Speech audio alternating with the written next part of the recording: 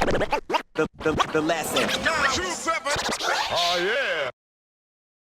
Soul of the Beat was the first time I heard an Aussie song and went, fuck. The hairs in the back of your neck.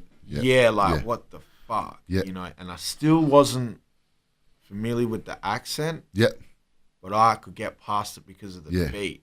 Just that beat. The accent side of things, that goes back to the English stuff. You know, because when I first started coming in hip-hop, all the first early rappers were still rapping with an American accent. We were the first generation of guys that started using the Aussie accent. And that goes straight back to the English guys. You know, your Overlord X's, your London Posses, and those guys who were rapping in the English accent. And that's pretty much where we took it from. So, I mean, what were your thoughts on... Because we had How come in a few weeks ago. And when they won the 2004, they won an ARIA? Yep. Do you remember Daniel Son's little speech? Yeah, it's for sure, I think it goes back to just be yourself. Yeah. Be yourself. And if you're yourself, people can't criticise. I've been myself my whole career. I might not be the greatest MC or anything, but I've always just been myself, and that's all you can do. But it's just be yourself, and that's, I think, what the point he was trying to make. Yeah, that was definitely the point he was trying to make. Yeah. However... It gets misconstrued by jerk-offs that just don't get it. Yeah, and then when I went home and thought about it, think that there was a bit... it doesn't really happen anymore. Yeah. Oh, you got Iggy Azalea, so it still happens. Okay, yeah, it definitely does happen. But I mean, like in Australian hip hop, you know, like. But it is getting watered down.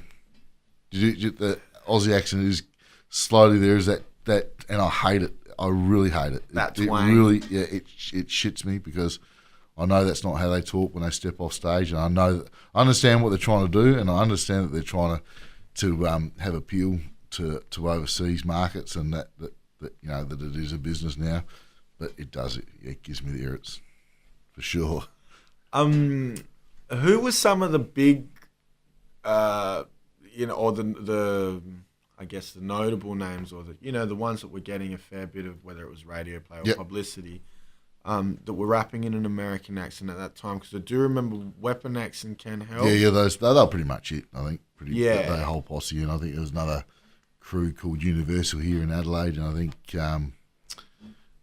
Soul Districts, and there was another crew from Melbourne. Now, was there a bit of, like... Definite beef with me, yeah. I hated them. I hated them because they're so fake. They just weren't themselves. They're just frauds. You know, their beats, yeah, sure, your beats are good, but, they're just so far removed from the lifestyle that I knew and what I wanted to speak about. You know, you could look now, what we've created and what's... Now, look at the hip-hop scene now, what we've forged. So, we won. Us one, them none. And I mean, was that that was the whole thing with them? Like, you just didn't like... Didn't appreciate it, didn't like it.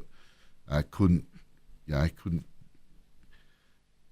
wrap my head around why you would want to be something you're not. Just be yourself. And they weren't. They were trying to be someone else.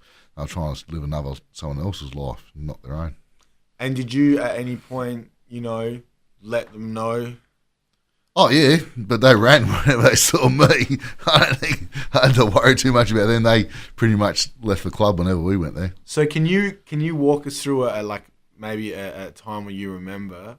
Yep. Where that happened? Yeah, well, the first time with Universal, they had an MC contest here, and me and Delta had been indulging all day, and it was me and him went down to this so-called MC battle, and. I pushed Delta up on stage and said, battle these guys first. And once he made a fool of them, then I jumped up on stage and I made a fool of them as well. So that was a killer night. And I pretty sure I know they faded away after that, those guys. As far as the other guys, the Melbourne guys, never really got a chance to. The shows that we did over there was obviously with all the obese guys, with Reason and Pegs and that. And so those guys were never really around, those guys. So yeah, because they were two separate two separate scenes. Those other guys were more involved in the R&B stuff. So, while we were sitting back, listening to solid hip hop, they were sitting back listening to Ja Rule and Ashanti. So. The lesson. Oh yeah.